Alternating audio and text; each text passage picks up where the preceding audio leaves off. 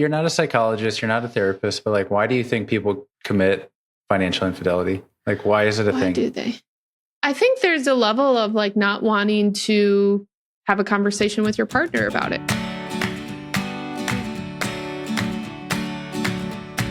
Welcome to Money Dates, the podcast that makes money conversations with your partner feel a little less taboo. I'm Natalie Slagle, a certified financial planner, and I'm joined by my husband and business partner, Dan Slagle, also a certified financial planner. Say hi, Dan. Hello. In each episode, we'll share honest stories and practical tips to help you and your partner feel more connected and confident on your financial journey. So grab your drink, get comfortable, and join us for our Money Dates. Back again.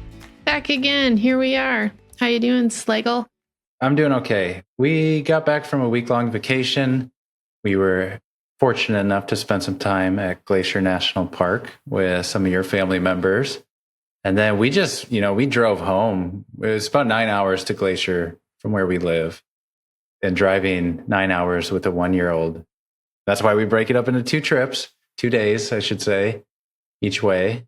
And we got home with about 3 hours to spare to prep for her big 1-year birthday party that we had on Sunday. And then we also welcomed your mom and my dad and my brother and sister-in-law and my niece and nephew into town later that night too. So we're just we had a great time. I should say that. Yeah, but you're stressing me out just repeating my life back to me.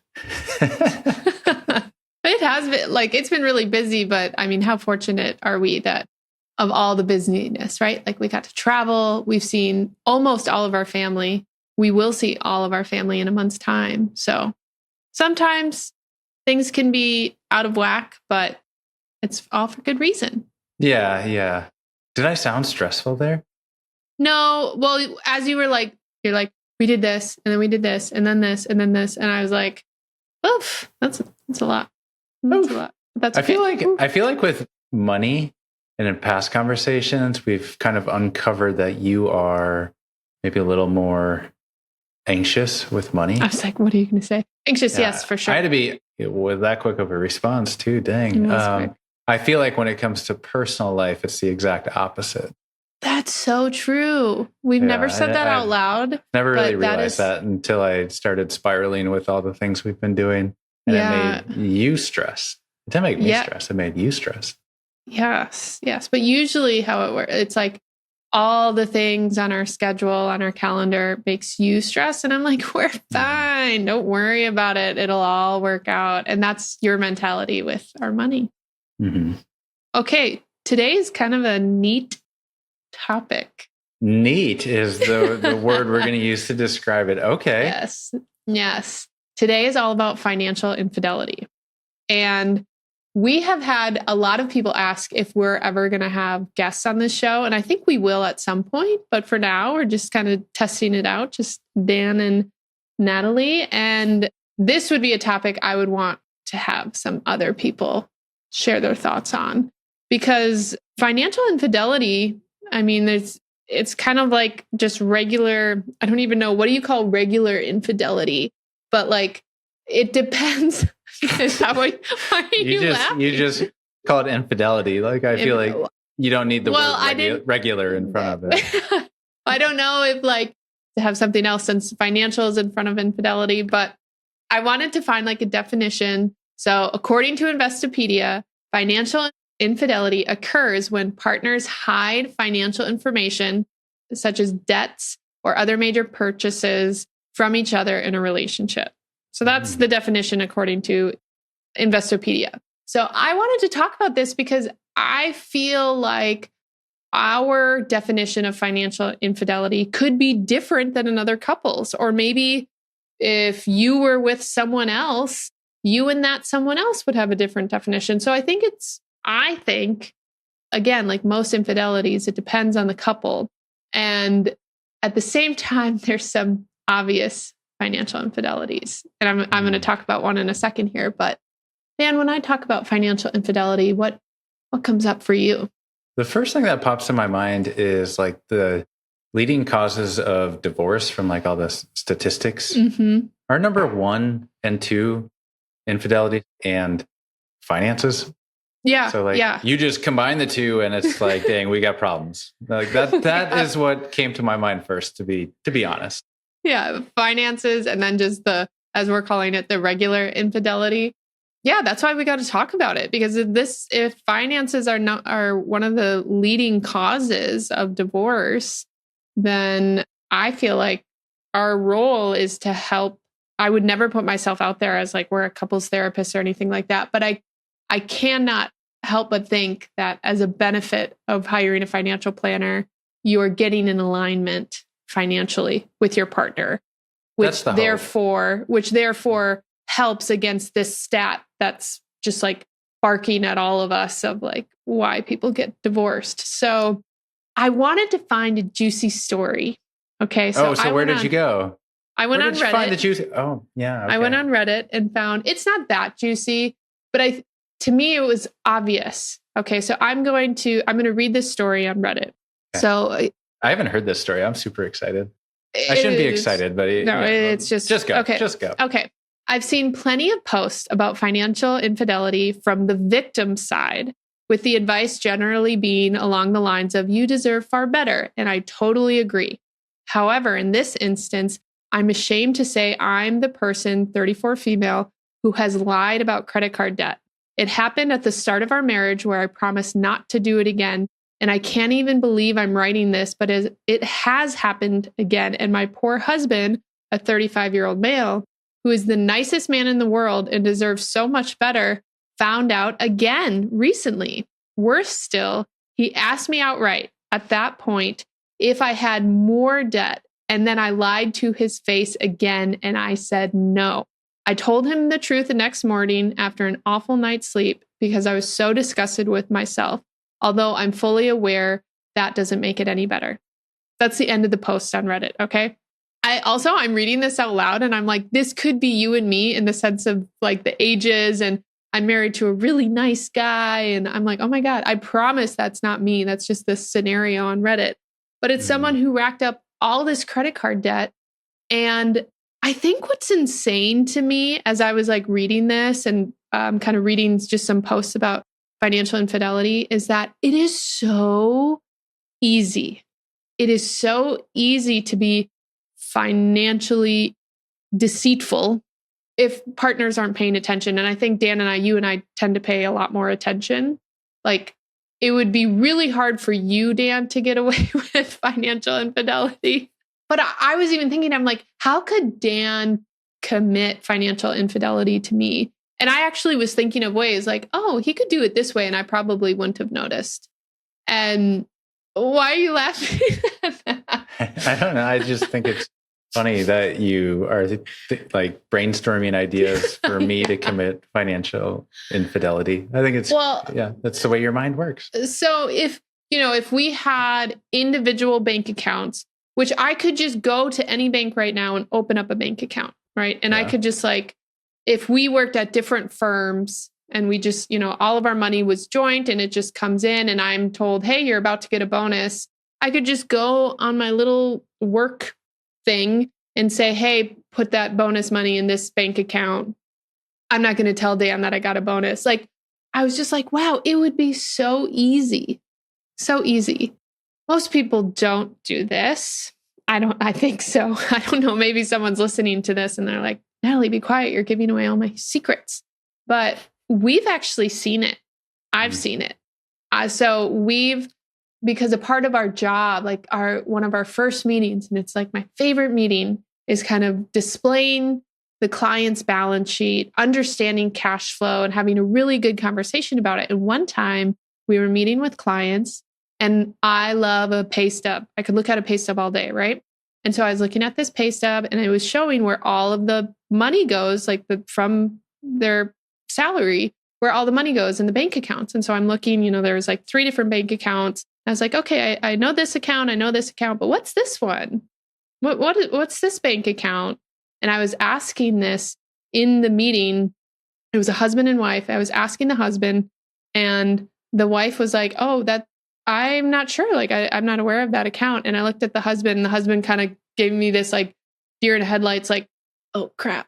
It's just this, he was like, and he just kind of played it cool. Like, oh, it's just this this account that I have. And it was so awkward. I was like, whoa, you clearly don't know how financial planners work, because we dig into all the things, because that's how we do our best work.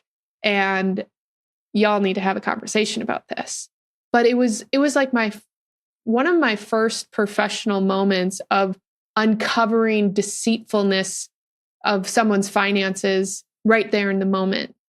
It was just a little How did that unfortunate. make you feel? Yeah. It made me feel like, ooh, I don't know if these are the right fit for us, because I really want to work with couples who respect each other. And to me, that was a sign of disrespect from the husband to the wife for her to find out in that moment. And I don't have time for disrespectful people. So I was just kind of like, well, Dan would never do this to me, personally, on a personal level. So yeah, it was a strange moment.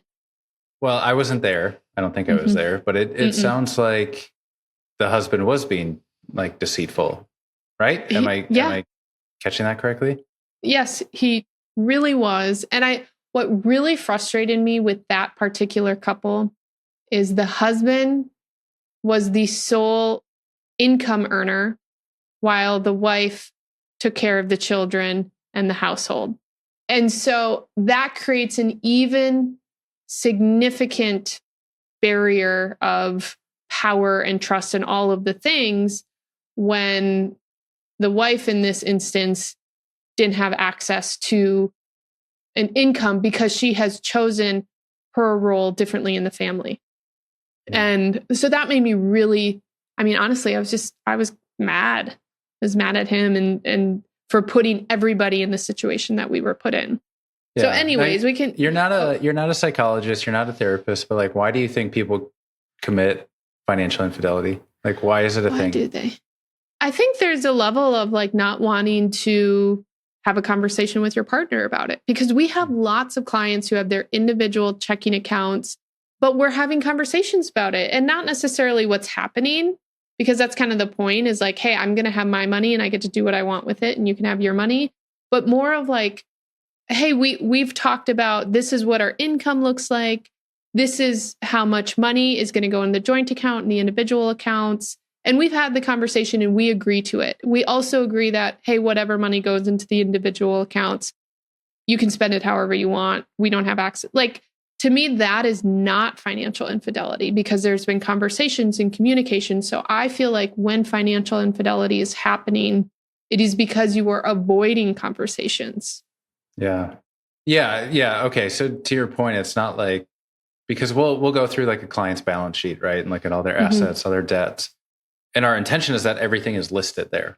Yes. Right. And I think from this conversation that you had with this specific couple, like nothing was listed, right? The only place where this bank account was ever noted was on the pay stub. Right. Which you did like your detective digging and found this and you were like, what is this account? That's really, and to your point, like people have individual accounts like for that autonomy that they can spend a certain dollar amount, or they maybe do a direct deposit directly to their individual account. But again, it's known across like the family, across the household that account does exist, in fact. Right. And it serves this purpose and it's this amount and everything else. So like this whole conversation made me think of, how do you and I avoid falling into financial infidelity? And I think this is an important conversation to have, because I think to just in the back of our minds believe like, oh, Dan and I will never commit any form of infidelity. I think that's naive. And I think every couple should have conversations about, hey, what are we doing to prevent it? Now, of course, we're going to keep in our sandbox of financials. So I'm going to stay there. But like, Dan, how do we best avoid infidelity around finances?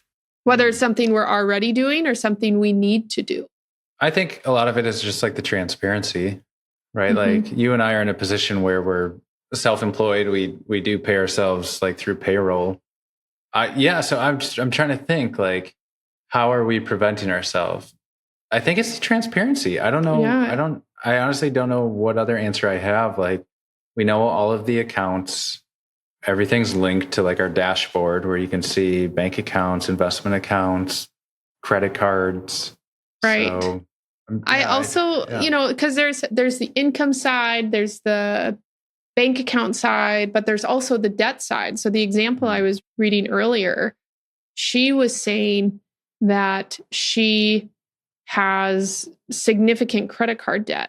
Later in her post, I didn't read this, but she talked about how they have all this money, so they'll be fine. But I was like, then how do you have credit card debt? I don't know. But my guess is what's happening in this situation that I read about is she has all this credit card debt. Now she needs to pull from the joint money and he'll see that. But so the other thing that you and I do is we are aware of the spending that's happening on our credit cards. And I think the other aspect that you and I maybe don't say out loud to each other a lot that I've been noticing, I ask my clients, our clients, is like, we'll create this balance sheet, right? And we'll look at all the accounts. And this is really for clients who maybe don't share their finances or haven't really collectively looked at everything together. And I ask, like, how do you want us as the financial planners to view this money with you? And not so much from like, okay, we're looking at how are we going to look at it on the screen, but more so like, is this joint? So when one of you says, I want to buy a car in 4 years, can I, as the financial planner here, say, look at all the bank accounts. We have all this money. Or do I need to say, okay, person one who wants the car, I'm going to look at person's one bank accounts and that's what you have. And what I have found is that question, this conversation, most clients haven't been asked and they haven't really talked about it. And more often than not, clients are like, yeah, like this is our money. Yeah. And it's not even just a car conversation. It's like, well, if someone loses their job, like, is the other person going to step in and help? Right. Because then like, that's part of like the emergency fund conversation in itself, right? Like, is this money truly yours, or are you going to use some of it to help fund like your partner if they were to lose their job for 6 months, right? Like, right. And we've seen that so much where maybe one person has a significant windfall or one person has a significant financial hurdle and the other person comes into play. And it's almost like it's all easy to keep things kind of separate and not talk about it when life is good and predictable and blah, blah, blah. But that's not how life is. And so I think getting a joint philosophy on, is this our money or is most of it ours and this portion's mine and this portion's yours? Like having that framework, I think, can really help with the whole financial infidelity situation. Yeah. Yeah. This reminds me of, I feel like we played this game several years back of like writing on a note card, like how much money can your partner spend without needing to tell you? Yes. Do you remember that? Yes. And I think my answer has changed. Can we play that game right now? Right now, live? Yeah. Oh, so we're this going isn't live, but yeah. We're going to say like 1, 2, 3, say a number. Okay. So give me like a hot second. Fill in the time. Let me get a hot second to think about it. What Dan and I are going to do right now is, and this is kind of in financial infidelity, what amount can we spend individually without having to consult the other person? So one of us goes shopping and they see whatever, and they're like, I'm going to spend this money and I'm not going to ask for, I don't want to say permission because that feels weird, but like, I'm not going to just consult with the other person before I buy this. Okay. So, yeah, that's fair. And it could be any, like, right. We're not talking about, well, yeah, play this game with your partner after you listen to this podcast and see what the answers are, because the dollar amounts can fluctuate quite a bit. Yeah. Cause I want to say, Dan, that I'm going to pretend I go to the checkout with my item. I'm holding up my water bottle like, this is my item. And what amount would this item need to be for you not to get upset that I didn't talk to you about it? Are you asking me? That's the number in my head that I'm going to reveal. Like, I'm going to go buy this and it's this amount of money. And what amount of money would I think Dan's going to be upset that I didn't talk to him about this beforehand? I don't know if it needs to be my partner's going to be upset. Okay. It's just an awareness piece. I don't think it needs to be, if I bought this amount of something of this amount, Natalie's going to be pissed off at me. I think it's like, what amount, Come on, I want it juicy. Okay. No. What amount can I spend without needing to tell my partner, like on an item? Like that's the whole goal of it. Yeah. Fine. I really wanted what number pisses Dan off? But okay. People can save that for home. We don't need to do it. Fine. Okay. So what number can I spend without talking to you about it? Is it? Okay. I got my number. I'm ready. Okay. 1, 2, 3, $350. Oh my gosh. Okay, so mine, I said 350. You said 200? Yeah. Why was that your answer? I went and did some physical therapy yesterday, and it was $200, and I didn't tell you how much it was going to be because I had no idea, to be honest. And I didn't tell you until after the fact. And I'm like, that was like a larger purchase for something that I didn't even talk to you about. Yes. And see, this is where it gets dynamic because what we've talked about too is that was for your health. Mm-hmm. And you've also had some health purchases lately that it's like, who cares about the number? It's for your health. Yeah. But at the same time, we still talk about it before you say like, yes, I'm going to do this. That's true. I guess so we're just dragging this exercise out, but it should probably be like a material item. Like, sure. Even if it's reflective of your values or not, like to me, I'm like, okay, a better example would be like a pair of running shoes. You know, these like elite carbon plated marathon shoes are like $300 now. Yeah. Like, I feel like I would still need to tell you I'm going to buy a pair before I came home with a pair. Yeah. This is why we've also created, they're still technically joint accounts, like they're under our joint bank account umbrella, but we have it like, you know, how our bank does it. We do have like these separate checking accounts and we just label it Natalie and Dan. And to me, I'm like, hey, that would be a Dan checking account purchase. I don't care if it's $2,000 and you have $2,000 in that account, go do it. So again, this is why at the start of the conversation, I was like, I think financial infidelity, to describe it, it's so dependent on the couple. And it's dependent on how they structure their finances, what they agree upon. Because if your account had $10,000 in it, which it doesn't, I don't know why I felt the need to add that your account doesn't have those. But like, thanks. And you were like, I'm going to go buy something that's $9,500. I'd be like, cool, congrats, amazing, go do that. Because that money isn't like the money that's put into those accounts. It is not for long-term financial goals.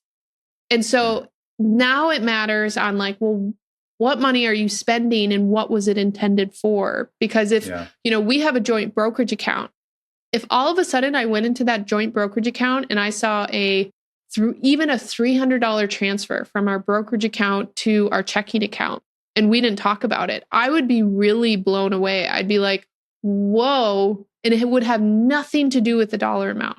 I wouldn't be like, where's the $300? I wouldn't, $300 for that account. That's whatever. It's more so like, hey, we talked about this account and what it's for and how we're funding it. And you just totally went against it. That would feel like a financial infidelity. So this conversation is actually enlightening for me to reflect on like, wow, it all depends. It really all depends. And like, I just said a lot. I want to like, what are you thinking, Dan? I'm thinking $350. Like, okay, that's almost double what I said. Almost. Yeah. So how do we deal with that discrepancy? Or do we even need to? I don't think we need to, because I think we naturally talk about it a lot. I think that financial infidelity can happen so quickly and so easily when conversations are not had. Yeah. So having the conversations, I'm like, how do Dan and Natalie describe financial infidelity? Because Dan, if you went to the running store and you bought, I don't even know if they make shoes more than $300. Let's say you found a pair of shoes that's $450 and you're like, hey, I bought these. And it wasn't, I would just be like, you know what? that's fine. Whatever. It's so dependent. Yeah. To be frank, like your first response would be like, do you really need that pair? Probably because you have so many pairs of running shoes. I'm like, dude, how many pairs of running shoes does one person need? And I'm sure all the runners out there are like, there's never enough. It's almost, maybe it's just one of those things that it's like, it's just kind of a feeling. If it feels like you're being kind of sleazy about something, then you're probably being sleazy about it. Yeah. And if that's the case, then I feel like it's what do they say? It's like a slippery slope. Like once you start, yeah, and you get rein it in, it's just like things can spiral and get out of control. So yeah. I think that's another piece of having a partner on board is like just being open and honest, and that your partner is there to support you through whatever is going on financially, right? So if you can bring someone in for accountability, I think that's going to be an important piece. It will be. It will be. Well, thanks, Dan, for having this conversation about financial infidelity. Ooh, thanks, Natalie. See you next time. That was deep. Thank you. Hey, if you've enjoyed this episode and are looking for personalized financial guidance, schedule a free complimentary consultation using the link in the description below. Natalie and Dan Slagle are the founding partners of Fuse Financial Planning, a registered investment advisor. The information provided in this podcast is for informational purposes only and should not be considered investment advice or a recommendation to buy or sell any securities. Investing involves risk, including the potential loss of principal. Advisory services are offered to clients or prospective clients where Fuse Financial Planning and its representatives are properly licensed or exempt from licensure. For more information, including our disclosures, please visit our website at www.fusefinancial.com.